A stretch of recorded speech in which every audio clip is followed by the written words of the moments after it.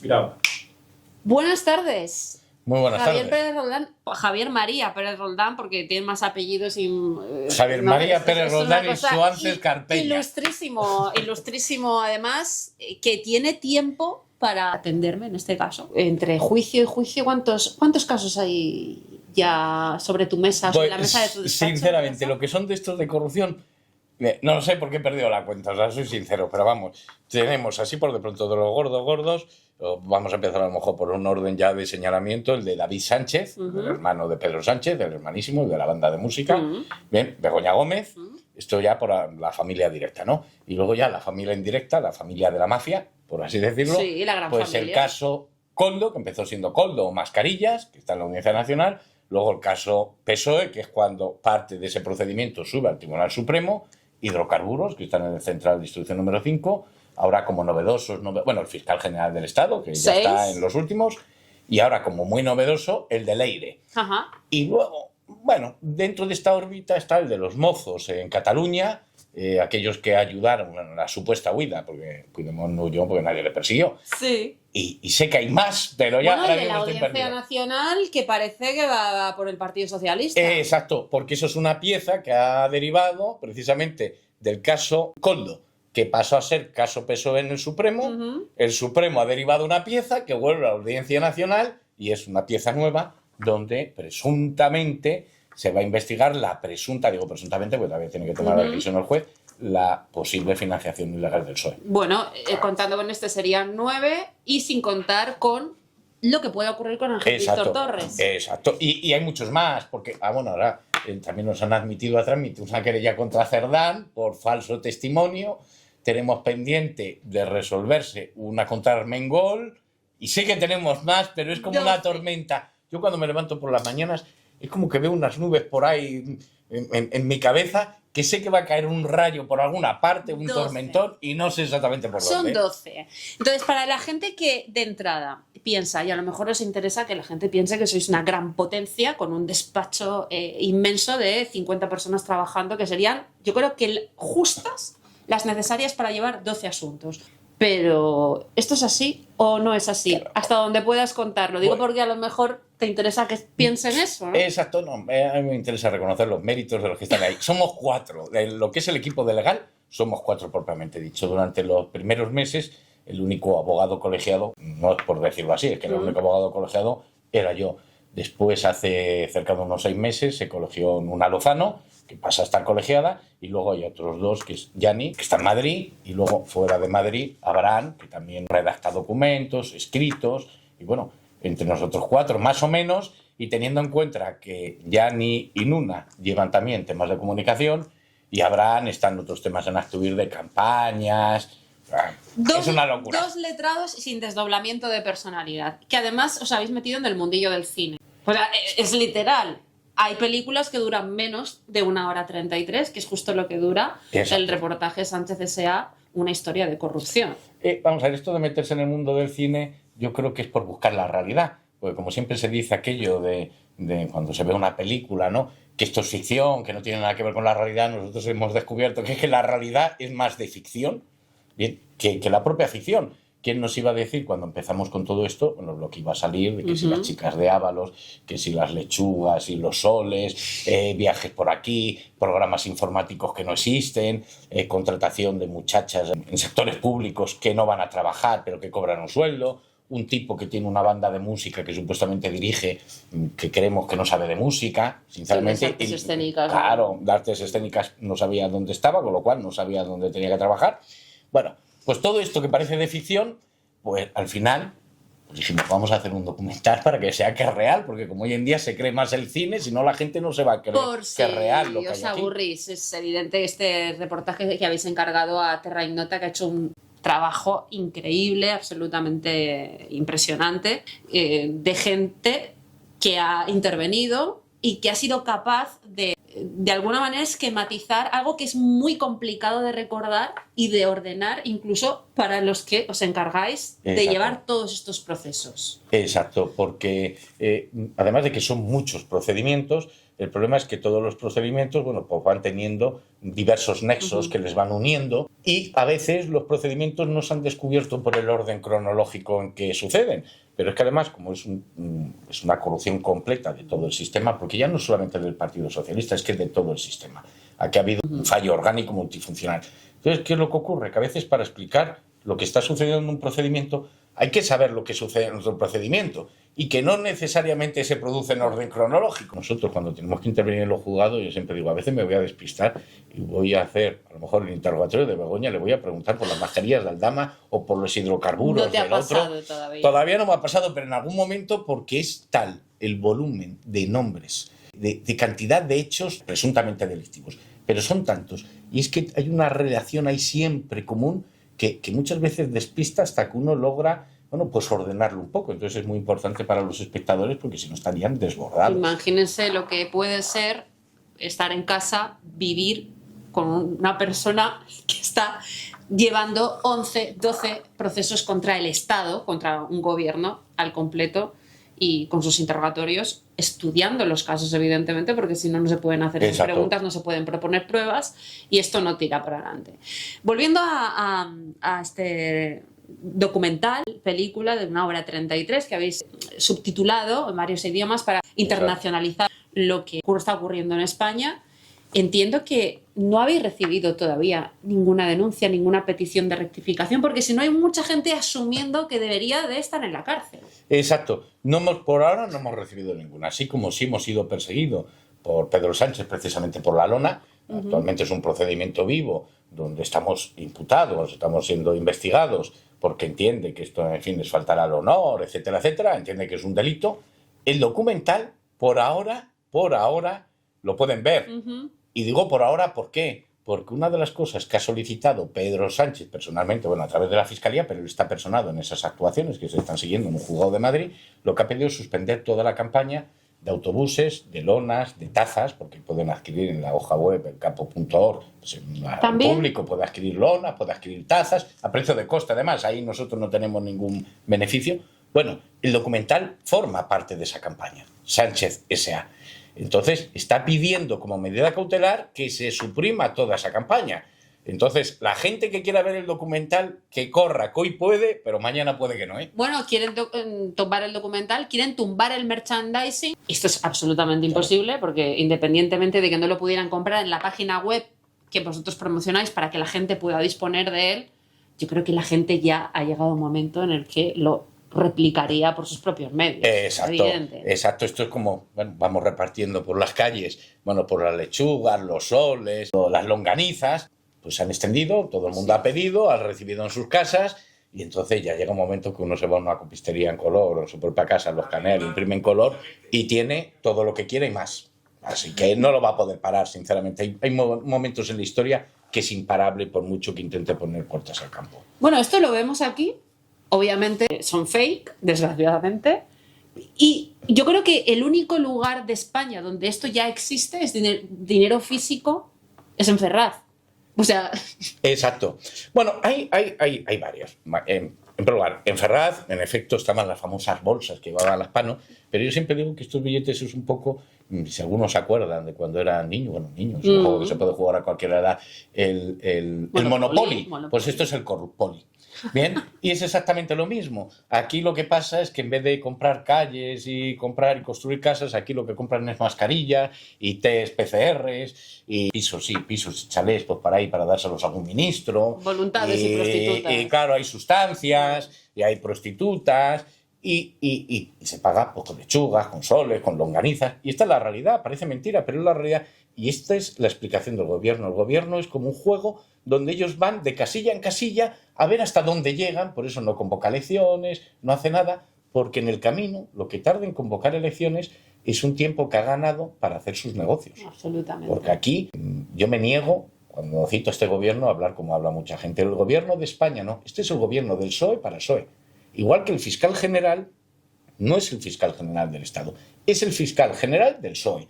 Entonces dejemos de hablar del ministro de Asuntos Exteriores de España, porque es el ministro de Asuntos Exteriores del PSOE. Y por eso se preocupa de llevarse bien con Venezuela o lo que fuere. Y así cada uno de los puestos toma medidas en beneficio del partido y de la gente del partido. Y es la única explicación. Bueno, de ahí el nombre de Sánchez S.A. como sociedad anónima, pues se podría también llamar Partido Socialista Sociedad Anónima. Algunos dicen que es el sanchismo, yo creo que es el socialismo general. Claro. Tú lo dices muy bien en el documental, del cual ahora vamos a ver algunos extractos, los más importantes. Tú describes o te piden que describas en 3 palabras a Pedro Sánchez y tú dices una sola. Claro, socialista. ¿Por qué? Porque tenemos la concepción, o muchos tienen la concepción de bueno, que es necesaria la alternancia en la política, que si el PP, que si el PSOE.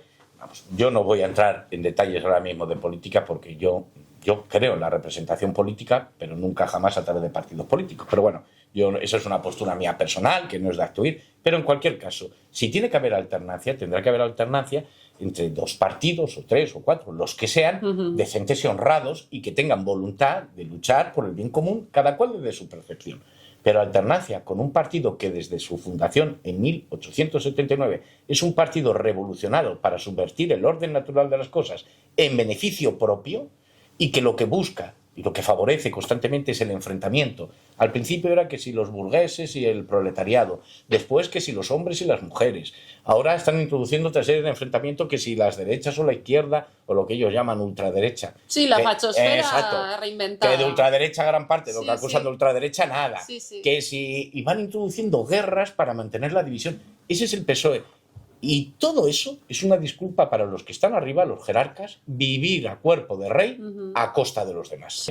A mí cuando me dicen, la gente describe, no, el PSOE o Sánchez, bueno, pues un delincuente o un no sé qué, digo, no, socialista, punto. Sánchez no es ni mejor ni peor es una que otros continuidad socialistas. de un ideario político Claro. que, además del que ellos presumen, ¿no? Siempre están en los 140 años de historia, me asombra mucho porque nunca avanzan. Sí, 140. sí. Pero serán ya como 150 y evidentemente con un pasado sanguinario y de enfrentamiento social entre españoles histórico. Exacto. Yo, sin necesidad de los procedimientos penales que están actualmente en curso, yo siempre digo, sin temor a ningún tipo de persecución legal por el PSOE, el PSOE es una organización criminal, lo fue. Ahora que están hablando y que estamos en noviembre y que dentro de unos días pues hablarán que si del 20N, etcétera, etcétera, y que si van a preparar actos, vamos a ver, el PSOE fue una organización criminal responsable del mayor genocidio que ha conocido la historia moderna y la mayor persecución religiosa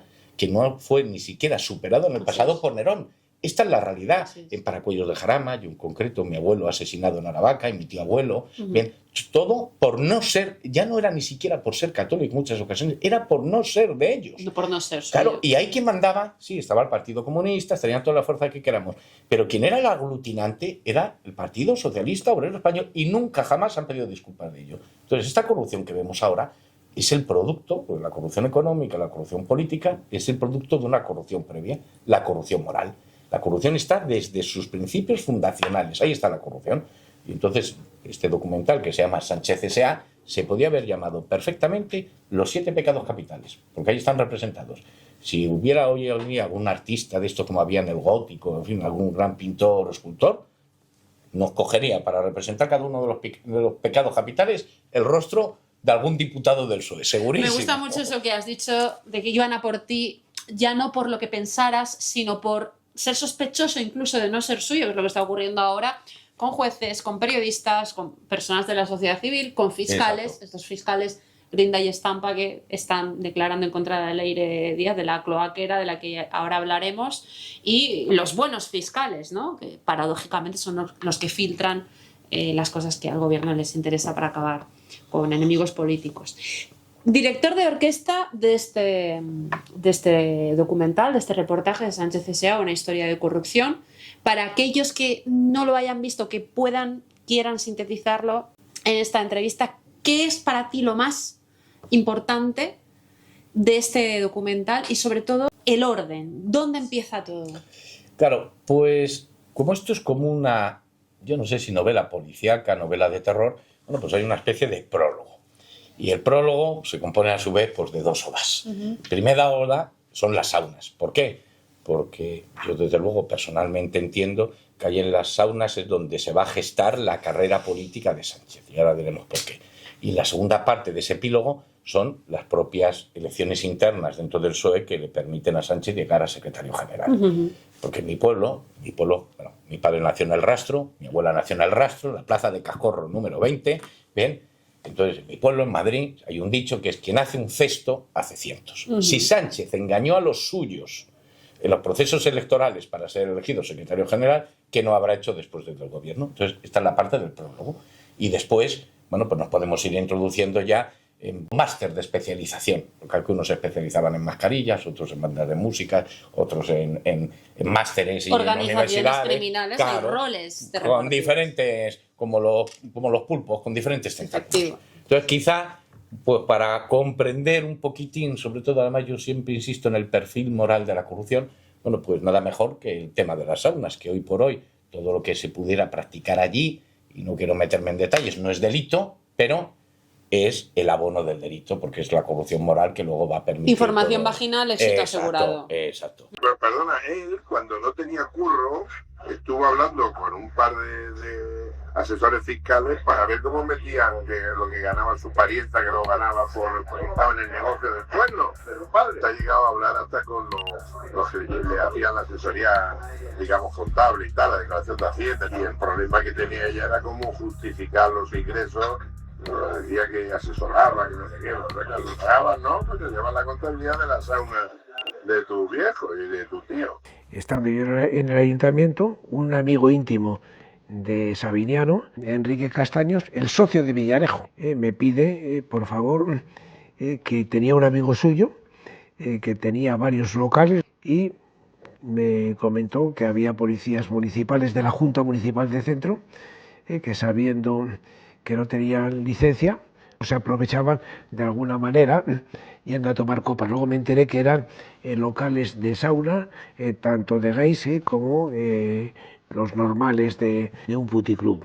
Su suegro tenía prostíbulos, algo que pues nos explota la cabeza, porque ahora mismo el PSOE, su hoja de ruta después del verano va a ser intentar abolir la prostitución, cuando dentro de las filas socialistas hay consumidores de prostitución, e incluso su suegro se lucró durante años, o sea, su mujer ha vivido del negocio de la prostitución. Seis, me parece que eran 6. Sauna gays había una solo, en la calle San Bernardo, muy próximo a Gran Vía, hacía casi esquina a Gran Vía, y me acuerdo que aquella sauna se llamaba Adán.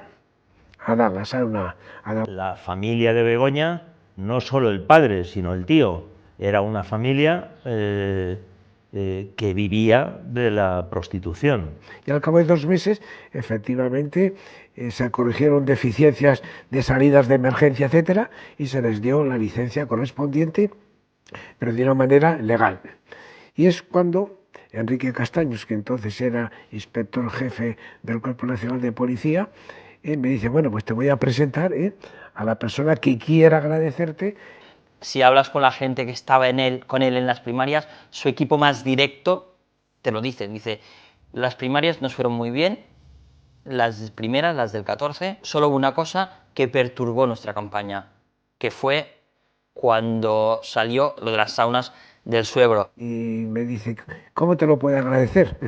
Y digo: pues mira, de una manera que trates a las señoritas que tienes, trabajando en tus locales, que las trates lo mejor posible, porque muchas de ellas pues no están ahí por vicio, sino para sacar dinero y luego enviarlo a sus países, porque tienen hijos en sus países, etcétera. Hombre, ¿cómo me dices eso? Si yo soy muy católico, si yo trato a las personas muy bien.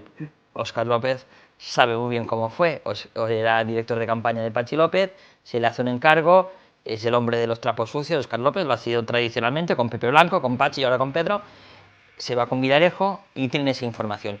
Y hay información de ahí que está guardada desde ese día, y seguramente sea una baza que tienen, por ejemplo, Óscar López o que tiene Patxi López para seguir en el cargo. Háganse la reflexión, ¿alguien cree que Óscar López o Patxi López están ahí por sus méritos?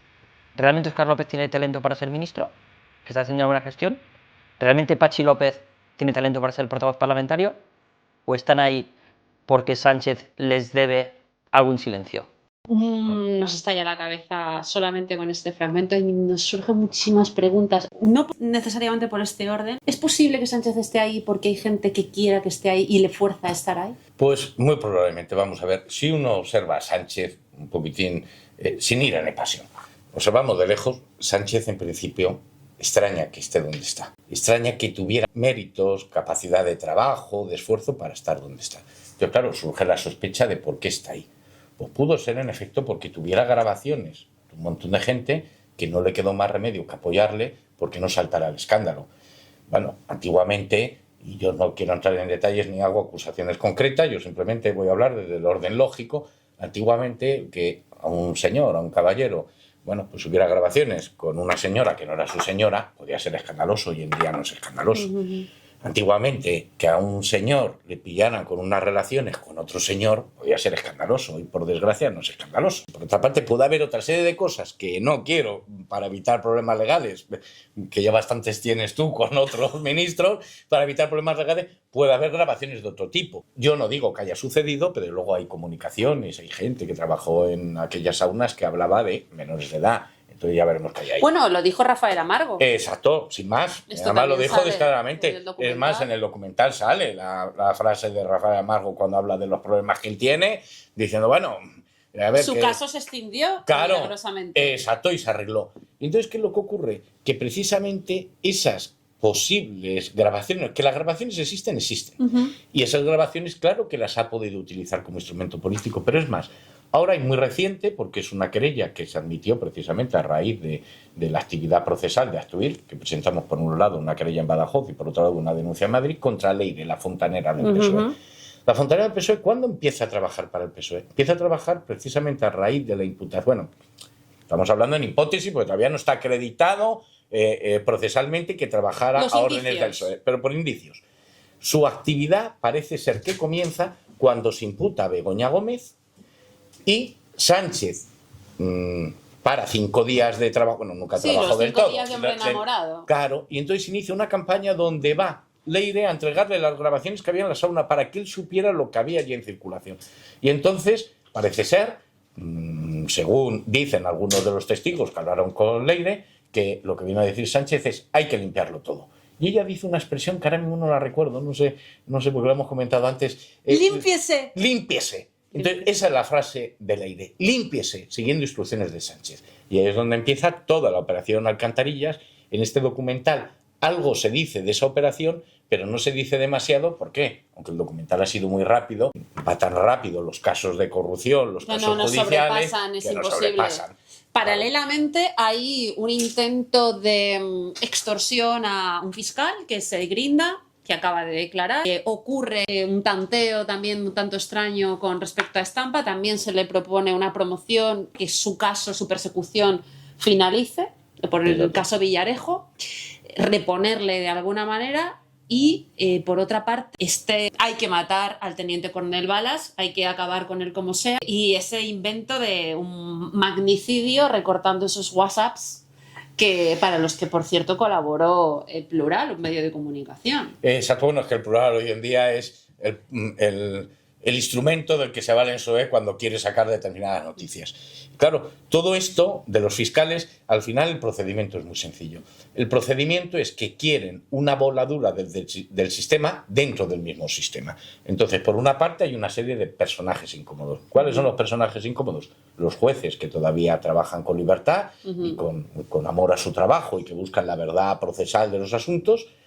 La UCO, la Guardia Civil, que está investigando todos estos delitos, y los periodistas que ejercen libremente su profesión y desvelan la verdad. Y entonces, ¿en qué consiste la operación del Leire? Desarticular esos 3 núcleos de resistencia, comprando voluntarios, por ejemplo, de fiscales, prometiéndoles cargos o algún tipo de beneficio a cambio de que supuestamente denuncien posibles abusos de sus jefes, por ejemplo, en este caso de la Fiscalía Anticorrupción, bueno, pues de Luzón, que saquen episodios de Luzón, bien que puedan ser delitos, o bien que aunque no sean delitos, supongan un desgaste de su figura. Lo mismo pasa con la Guardia Civil. Buscan un guardia civil que tiene unos problemas determinados, que yo no me meto en esos problemas determinados, problemas penales determinados, a ver si quiere chivarse de sus jefes y decir pues que las máximas autoridades de la UCO están implicados en falsedad de pruebas, en una serie de cuestiones. Y claro, esto es un poco, porque ellos lo alegan, que es que todavía queda policía patriótica. Claro. Entonces lo que yo digo, bueno, si hubo, que yo no me voy a meter en esa cuestión, policía patriótica, lo que está claro es que ellos lo que quieren es crear una policía antipatriótica. Porque ya tienen controlado parte de la policía judicial, otra vez el jefe de la policía judicial, claro, es de ellos, las unidades de policía que investigaban los delitos, la UDEF, es ya la controlan ellos y quieren desarticular a la Guardia Civil para que las investigaciones pasen ¿a quién? A la policía que tienen controlada. Si a eso le unimos la Ley Bolaños, que la Ley Bolaños lo que pretende es que la instrucción pase a manos de la Fiscalía y, por tanto, incluso la UCO obedezca órdenes de la Fiscalía y que solo la Fiscalía pueda perseguir determinados delitos. Se acabó todo. Claro, y la ley, también Begoña, para acabar con las acusaciones populares. Se acabó todo. Entonces, claro, se acabó absolutamente todo. Si a eso lo unimos el control de los medios de comunicación, ya por la propaganda institucional, ya por la persecución de los bulos, por crear una verdad oficial, por las hojas, no, estos que comprueban las noticias si son verdaderas o no. Bueno, las verificadoras que dependen del dinero público, claro, neutral y compañía, efectivamente. Yo es que procurando mantener la sanidad mental, procuro no estar demasiado en la actualidad. Hay cosas que sabes que tienes que evitar. Claro, entonces yo lo que afecta directamente a los procedimientos, pues no me queda más remedio que la actualidad, pero el resto es que si no, nos volvemos locos. ¿Por qué? Porque es tal la desfachatez, es tal la lucha radical. Ellos lo que pretenden es eliminar radicalmente ya incluso el sentido común, el sentido crítico, claro, acabar con la sociedad. Absolutamente. ¿Cómo puede ser que Óscar López, esta era una de las preguntas que se deslindaban de este primer fragmento, se reúna con Villarejo para saber cómo atacar o cómo acabar con el presidente del gobierno en el momento en el que fuera necesario? Porque o es eso, o se reunían con Villarejo para salvar al presidente del gobierno, y parece que es más bien lo primero. Es que parece evidente que aquí esos 5 días de meditación de Sánchez fue para preparar una estrategia porque se sospechaba lo que iba a venir.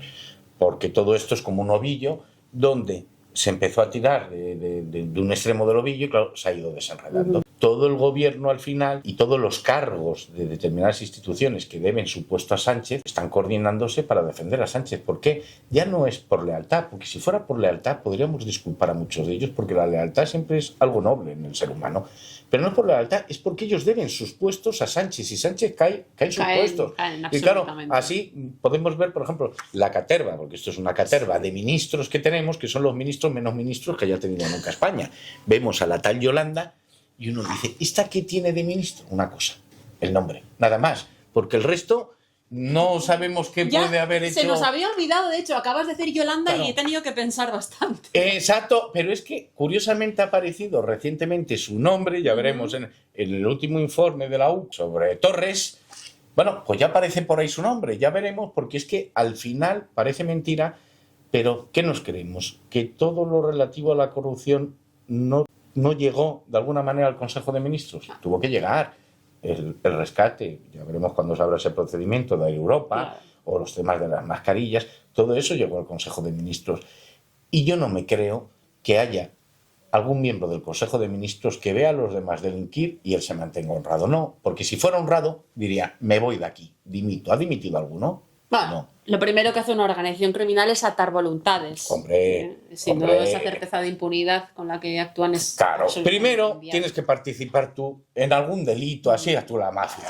La mafia es, tú participas en un delito que nosotros registramos y a partir de aquí tú ya no puedes hablar de nosotros porque nosotros hablaremos de ti. Tú coge el primero de esto, claro, y ya está. Cuando Actuir empezó a hablar de la Rosa Nostra, de la mafia, de la familia, yo no sé si ya se había publicado las cuestiones de las saunas o si se había publicado no había tenido mucha trascendencia. Y al final es que eso, era increíble. Claro, eso demuestra que funcionan como la mafia. No, es que todo el mundo lo había escuchado, pero nadie se atrevía a decirlo porque era tan obsceno, era tan oscuro, era tan novelesco que era imposible pensarlo. Exacto. Entonces era como que todo el mundo lo sabía, pero nadie quería pronunciarlo. Y nadie quería pronunciarlo porque, vamos a ver, yo repito últimamente mucho una expresión, los que nos vean habrán oído muchísimas veces esta palabra o este término del Estado fallido. Bueno, pues en España actualmente se encuentra en una situación aún peor que un Estado fallido, que es una sociedad fallida. El Estado fallido no deja de ser una organización, bien, que gestiona el poder, lo que fuere, pero es una organización que se puede construir en cualquier momento. Un Estado se puede construir después de una guerra, no puede construir un Estado nuevo. La sociedad es más complicada porque son muchas generaciones hilando en el mismo sentido y andando el mismo camino. ¿Y qué nos encontramos? Con una sociedad fallida. Porque ante estos escándalos no ha habido reacción. No ha habido reacción ninguna, por ejemplo, lo que pasó en La Dana, aparece también en el documental, lo que pasó en Valencia. ¿Qué reacción ha habido por parte de la sociedad? Ninguna. Por ejemplo, en los últimos funerales en Valencia a raíz de La Dana, resulta que la señal solamente la va a dar Televisión Española y no se deja entrar a los periodistas gráficos donde están las asociaciones de prensa. Había derecho de admisión para las víctimas. Claro, ¿y dónde está? Exacto. ¿Y dónde está la sociedad para decir, no, oiga, esto no es así? Y oiga, aquí tienen que entrar los periodistas gráficos y oiga, la señal la pueden dar varios medios. ¿Qué pasa con el juicio del fiscal general del PSOE, que no del Estado? Pues en ese juicio lo mismo. Los medios de comunicación no tienen acceso directo, inmediato, a un juicio que es público, que la ley desde muy antiguo establece la publicidad de esos juicios precisamente para seguridad del justiciable, para que cuanto más ojos vean el juicio, es más difícil que un juez cometa arbitrariedades. Es letal ver a la más alta autoridad de la Fiscalía en nuestro país sentado en un banquillo, escuchando las cosas que estamos escuchando. Ahora hablaremos de ello por ordenarlo un poco. Es una oportunidad también que esto esté ocurriendo, ¿no? Sí, por lo menos para abrir los ojos. Vamos a entrar a una parte que es precisamente sobre las acusaciones populares, porque todos estos procedimientos, bueno, pues han tenido dos patas principales. Una pata son los medios de comunicación, cuando se mantienen libres, que han ido, pues a través de procesos de investigación, sacando datos relevantes, y luego las acusaciones populares, que al margen de subvenciones públicas y al margen del poder, bueno, pues han llevado los procedimientos a los juzgados. El fiscal general del Estado que coloca tras no poder meter a Dolores Delgado, imputado.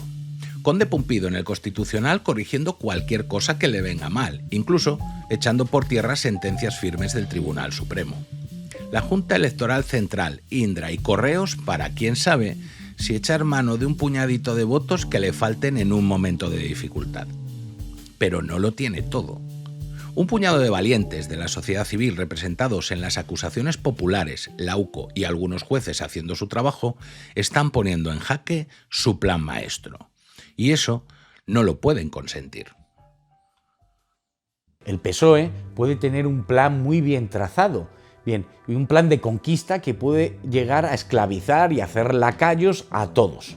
Pero ¿qué es lo que ocurre? Que a veces surgen elementos, el factor humano. Un hombre, un valiente, un grupo de valientes. Bien, y esto es lo que está ocurriendo actualmente con dos elementos claves. La UCO, que ha mantenido pues, un gran rigor a la hora de hacer sus análisis, sus estudios, sus investigaciones, y por otro lado están las acusaciones populares. Los principales casos de corrupción en España han sido denunciados por acusaciones populares. ¿Qué es lo que tenemos que hacer, según Sánchez? Eliminar las acusaciones populares. Ley Bolaños. Lo que hago es que yo les dejo denunciar, pero no les dejo en la instrucción. Y que la instrucción la lleven a cabo simple y llanamente los fiscales. Con lo cual ya no va a ser el juez. Entonces, si el fiscal no quiere instruir, no se puede montar causa judicial. Los procedimientos se archivarán y se van a sobreseer. Y porque la Fiscalía va a pasar a ser ese juez de instructor del que van a depender la Policía Judicial de la Guardia Civil y la Policía Judicial de la Policía Nacional. Pero otro punto, por si se les escapa algo, pues introducen un cuarto turno dentro de la judicatura con unas pruebas objetivas muy poco objetivas, porque son pruebas subjetivas. Que se va a generar una escuela política judicial, porque va a ser una escuela política judicial, para meter a todos esos jueces que ellos decidan o fiscales que tienen que estar dentro de la carrera. Ya estaría. Aquí interviene además Luis María Pardo, que es un abogado excepcional de Justicia Europa y que también está desarrollando una labor sinceramente encomiable, porque hablamos del equipo de Actuir, pero es que Luis María Pardo es aún, el esfuerzo que desarrolla es aún mayor. Además, él vive fuera, tiene que estar viniendo constantemente. Bueno, y gracias a esa parte de la sociedad civil que aún se mantiene viva, despierta, esto es posible. También es verdad que esto es posible, y nosotros, por lo menos, Actuir hacemos lo que hacemos, gracias a los donantes, gracias a la gente que difunde las cosas en redes sociales. Si no, es que no podríamos existir, porque lógicamente, bueno, pues necesitamos unos medios económicos para pagar procuradores, para pagar abogados. Lógicamente, yo tengo una familia que mantener. O sea, esto es necesario. Evidentemente, claro. Si ustedes creen en algo, por favor, dejen de afiliarse y de pagar cuota en los partidos políticos. Esto es una opinión muy personal mía, pero no puedo entender que los partidos políticos que reciben ingentes cantidades de dinero público encima también reciban las de sus afiliados. Es la sociedad civil la que lo mueve. Es la sociedad. Además, yo siempre digo lo mismo. Vamos a ver. España algún día volverá a donde nunca debió de estar. Pero no va a ser nunca a través de ningún partido político. Va a ser a través de la sociedad. Que haya partidos políticos que son mejores que otros, de acuerdo. Pero lo que tiene que hacer la sociedad es presionar a esos partidos políticos, porque el propio sistema político, tal como está organizado, yo humorísticamente digo que son como los ovnis, que aducen a los que llegan allí. Entonces llega un partido con muy buena voluntad, bien, y acaba aducido por el propio sistema. Entonces, algo que la sociedad, de manera fuerte y firme, le sujete las riendas y le agarre y le presione, bien, no van a hacer su labor. Por tanto, claro que es preferible, ya los partidos políticos, una vez que tienen representación, ya tienen la ayuda, nuestro dinero que se les entrega, queramos o no queramos, pues hay que apoyar, y yo ya no soy aquí parcial. Oiga, que usted no quiere apoyar a Asturias, no la apoye. Hay otras muchísimas asociaciones, hay vida civil todavía, apoye a la que mejor le caiga a usted. Bien, y sobre todo, y esto hay que decirlo porque estamos aquí hablando de documental, difunda el documental, que lo puedes descargar en www.elcapo.org/documental, y allí... En vuestro propio canal de YouTube, exacto, porque también lo tenéis en nuestro canal de YouTube. Lo que pasa es que es más complicado, pero buscando el canal de YouTube, y es más, el documental ya está subtitulado. Pues, si recuerdo, a ver, es francés, inglés, portugués, alemán. Claro, y va a estar dentro de nada, subtitulado en todos estos idiomas, pero dentro de nada traducido al inglés o doblado, y hay proyección de hacerlo en alemán, en francés, en varios idiomas. ¿Por qué? Porque hay que internacionalizar este problema. Porque aunque este problema está enquistado en España, pero cuidado, que el resto de naciones occidentales no están tan alejados de España, no han llegado al mismo nivel que nosotros, porque en nuestro caso se dan unas particularidades, y es que con la transición, como se alegaba, que durante 37 años no había habido partidos políticos, se dio a los partidos políticos una capacidad de acción, una fuerza, un poder que no tienen en otros sitios. Y claro, cuando se corrompen, corrompen todo. Por ejemplo, todo esto que pasa del fiscal general del PSOE, en otros países es imposible, porque el fiscal general no lo pone el gobierno. Pero es que aquí el fiscal general lo pone el gobierno. Entonces, desde ese punto de vista, la corrupción en España es más difícil de parar. Hay que obligar a determinadas rigideces cómplices en Europa, no voy a decir nombres, pero las hay, a que no se puedan dar la vuelta y mirar hacia otro lado. Y eso solamente es mediante la presión social, y esa presión social solamente se puede ejercer con franqueza y con honestidad y con crudeza a través de organizaciones como la vuestra. Eso es evidente, ¿no? Y es que no hay otra. Y la viral pregunta de qué le debe el PSOE a Marruecos, igual alguna decisión inexplicable de Marlaska podría tener la respuesta. Porque la corrupción en el Ministerio del Interior también tiene sus cositas. Grande Marlaska es un tipo que tenía mucha imagen como juez, porque cualquier juez de la Audiencia Nacional en España tiene una imagen muy elevada debido a los temas que trata la Audiencia Nacional. Realmente conocerle le conocimos cuando apareció en política. Por no descentrar el foco de Sánchez, ¿cómo es posible todo esto? En gran parte por el control de las fuerzas y cuerpos de seguridad. Desarticulando las fuerzas y cuerpos de seguridad del Estado. Claro, y entonces ahora el gran enemigo a batir es la Guardia Civil. ¿Por qué? Porque la Guardia Civil tiene una diferencia, yo no digo sea mejores o peores que la policía, pero tiene una diferencia con respecto a la policía. Y es que, claro, está militarizada. Y por tanto, la disciplina, el concepto del honor, de la lealtad, lo tienen más claro. Y otra cosa que no se llama mucho la atención y es importantísima, y es el sistema de ascensos en la Guardia Civil. Al ser un cuerpo militar, porque es un cuerpo militar con disciplina militar, el ascenso es por antigüedad, bueno, hasta cierto grado, ¿no? Pero es por antigüedad y especialidad. Mientras que la Guardia Civil no. Con lo cual es más fácil los ascensos en la policía, perdón, en la policía no es así, en la policía es más fácil ascender al que es afín a la postura política. En la Guardia Civil, salvo ya en las últimas instancias, y aunque con esa también es más complicado, no son tan controlables políticamente. Por eso lo deben desarticular. Y ahí el papel lo juega principalmente Marlaska. Bueno, él también pretende ascender al teniente coronel Balas, que se está haciendo cargo de todo este mogollón, apartándole de este bueno, Claro. de los casos de corrupción del gobierno. Es apartándole de la dirección de la UCO a través de ascenderle para poner a alguien que no tenga una, vamos a decir así, moral tan férrea. Porque al final, lo bueno, sinceramente, que puede tener, por ejemplo, como la Guardia Civil, no es que los guardias civiles sean muy inteligentes o muy trabajadores. No, un cuerpo de ese tipo, lo bueno que puede tener es hombres honestos, hombres y mujeres honestas, que ahora en la Guardia Civil están entre mujeres. Porque cuando tú tienes un hombre honesto, da igual que tenga más o menos capacidad o que tenga más o menos tiempo que dedica al trabajo. Sabes que lo que haga lo va a hacer bien.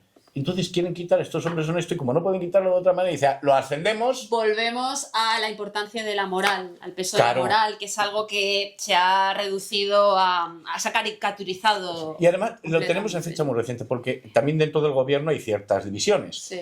Y Marlaska, bueno, pues es muy criticado por una parte del gobierno, la más cercana a Pedro Sánchez. Pero hemos asistido hace poco, por ejemplo, a un acto de la Guardia Civil en homenaje a los guardias civiles fallecidos y se nos presenta allí la directora general en pijama. En pijama. ¿Por qué esta falta de respeto? No es una simple falta Claro de que respeto. no. Es un proceso revolucionario. Claro. Es intentar rebajar Exactamente. la nobleza de quien dedica su vida y pierde su vida en el servicio a los demás.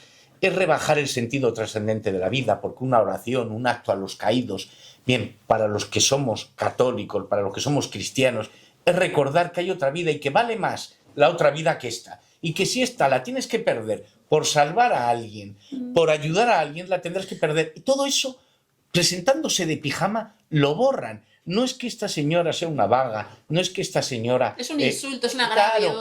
Claro, es parte de un proceso que ellos tienen claro, revolucionario, de intentar además las instituciones con más prestigio rebajarlas. La cultura de la vulgarización, que Claro. por otra parte siempre ha puesto en marcha el Partido Socialista y específicamente la izquierda. Exacto. Putas, farlopa y robar a paladas llenan páginas de periódico y horas de televisión.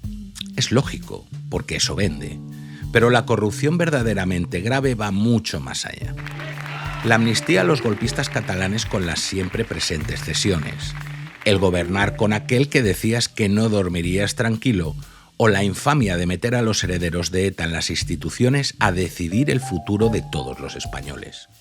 Eso también es corrupción. Porque para lograr mantenerte en el poder sin el apoyo de tus ciudadanos traducido en votos, debes contentar a todos tus socios parlamentarios. Y para ello necesitas asaltar todas las instituciones del Estado. Es evidente que también esa parte de la cultura de la vulgarización Exacto. está presente en nuestros representantes políticos, pero hay algo que nos llega de última hora, que ha pasado esta semana también, que a mí me preocupa especialmente y que a lo mejor no es nada importante, pero a mí me lo parece.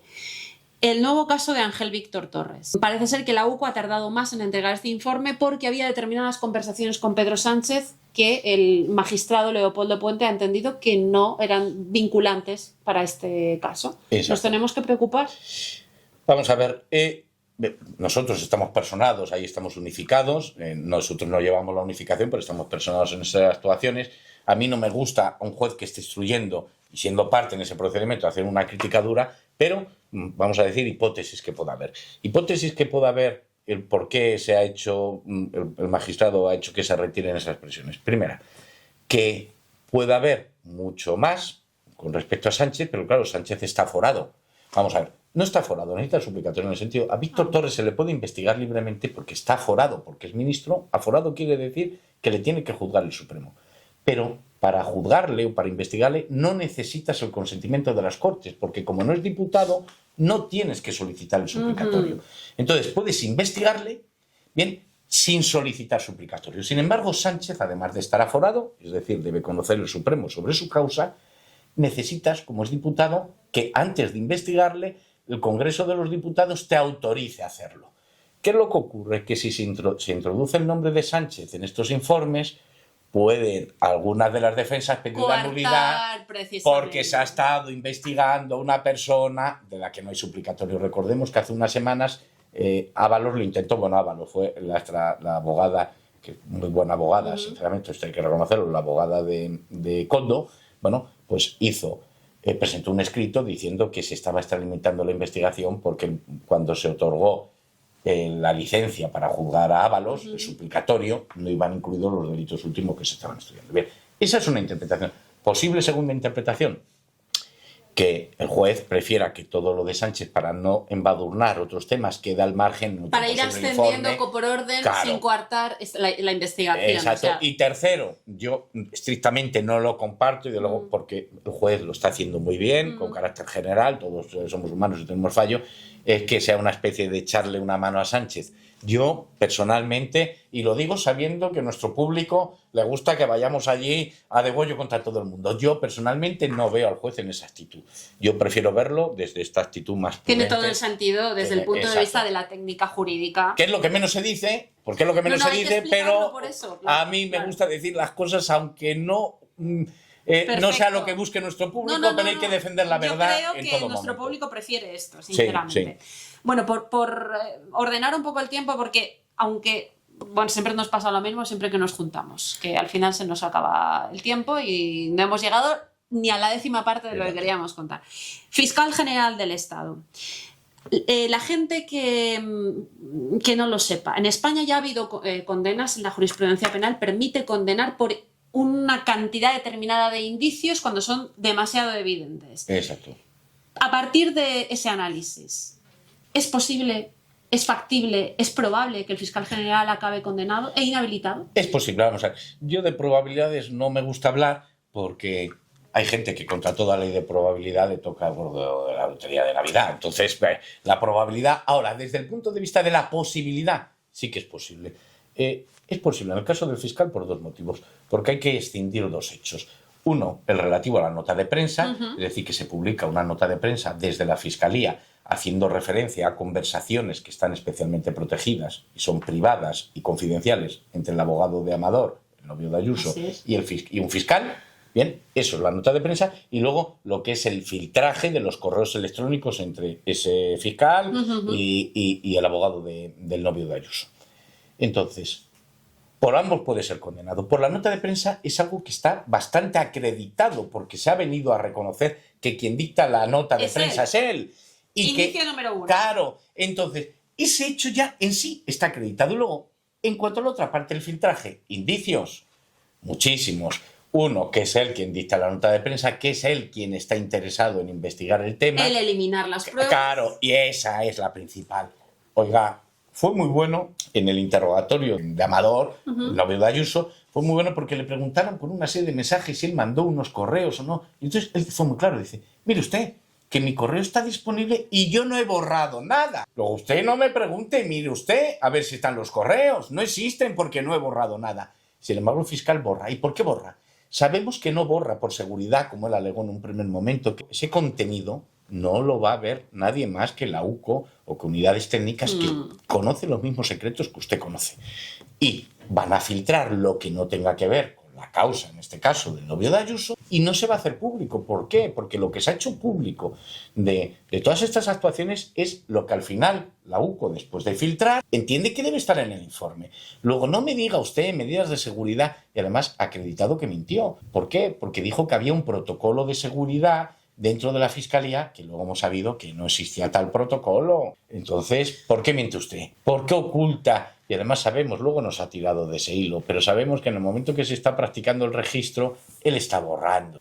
Totalmente. Yo me imagino al hombre dentro del baño, lo digo para aquel que magnifique la figura de un fiscal general, que es cierto que es una máxima autoridad en el Estado, pero que es un tipo que llegó ya recusado sin reunir las cualidades necesarias para ser fiscal general del Estado, por potestad de Dolores Delgado y por el poder político, que es mucho más víctima sacrificial de lo que nos pensamos. Hombre, vamos a ver, por desgracia, la política en el momento actual, o de hace muchos años para atrás hasta aquí, el sistema político español se funda en lo siguiente, y voy a ser muy duro en este aspecto, se funda en que la cúspide hay un inútil, y como es un inútil, tiene que rodearse en su círculo más íntimo de gente más inútil que él, para que no le haga sombra. Y claro, cuando este hombre, pues desaparece por cansancio, por jubilación, por muerte natural, le sucede uno de este entorno que eran más inútiles que él. Entonces, ese desentorno que asciende se rodea a su vez otra vez de gente más inútil que él para que no le hagan sombra. Y así funciona. Además de inútiles, no tienen escrúpulos porque lo único que les importa es el poder por el poder. Y en cuanto haya algún peligro, pues esos peones que han colocado a su alrededor los sacrifican. ¿Que al fiscal hay que sacrificarlo? Se le sacrifica. El fiscal, yo estoy convencido, tengo el convencimiento moral, no lo puedo acreditar, no tengo indicios, pero tengo un convencimiento moral que suele ser bastante acertado, porque como estudio los asuntos en detalle, al final acabas percibiendo la psicología de cada uno. Que el fiscal general del PSOE, claro que quiso dimitir cuando salió todo esto, pero ha sido el gobierno que le ha dicho, no dimitas. Y dice, no, quemamos este Ya barco morirás, claro. y se acabó. Vamos a acabar. Y si al final te condenan y al final tienes que retirarte de la fiscalía, mira, ya nombraremos a otro, pero mientras tanto tú sigues ahí prestando ¿Qué haces? servicio. Una rueda de prensa y reniegas de él, igual que reniegas de Ábalos o reniegas de Santos Cerdán. Bueno, tampoco es que Sánchez haya renegado de Ábalos, que el otro día lo vimos en esa comparecencia en el Senado, en esa comisión de investigación. Claro. Ojo, que sigue magnificando su figura más allá de lo normal. Hombre, ¿pero por qué? Porque tanto Cerdán como Ábalos como Koldo, con independencia de la situación jurídica que tengan ahora con respecto al partido, siguen siendo PSOE y siguen siendo partido. Prueba evidente es que Ábalos en las Cortes que vota todos los proyectos y todas las proposiciones que hace el PSOE. O sea, sigue siendo del PSOE y sigue recibiendo protección del PSOE y sigue estando en la misma estrategia de defensa. Se vio hace unas semanas cuando tenían que declarar nuevamente Ábalos y Koldo, casualmente las tres defensas de ellos actuaron de la misma manera, los tres pidiendo la suspensión. Cerdán, que está en prisión, pidiendo la suspensión porque su abogado tenía un señalamiento no se sabe dónde. ¿Qué es lo que ocurre? Que al PSOE le interesaba dilatar eso porque el PSOE sabía que ese iba a ser el paso para que acabaran las actuaciones de una manera u otra, abriéndose en piezas separadas sobre la posible financiación del PSOE. Como ha sucedido esta semana. Claro, querían dilatarlo. Por tanto, si se retrasaba esa comparecencia, esa declaración, siguen la estrategia del PSOE. Uno de los temas que está en la mesa, en el estudio, en el caso de Leire, es que precisamente una de las pretensiones de Leire era organizar la estrategia conjunta de todos los miembros del PSOE imputados. Increíble, pero sí, una señora con esa apariencia puede hacer eso. Y bueno, y ya lo han visto ustedes, no es por nada, pero es evidente que Javier María Pérez Roldán va 3 pasos por delante de los malos. Así que esta es la gran esperanza. Nos volveremos a ver sin ninguna duda, porque esto sigue... Nos volveremos a ver, y no es que yo vaya 3 pasos por delante, es que Artur va 3 pasos por delante. Y hacemos la guerra por tierra, mar y aire a los corruptos y quien la apoya, sinceramente. Y mientras a nosotros nos apoye alguien, seguiremos en la trinchera, porque nosotros no concebimos ni la palabra cansancio, ni la cobardía, ni el rendirse. Apoyen y devuelvan esa mínima parte de lo que efectivamente hace oír pues nos está dando a todos. Un fuerte abrazo a todos.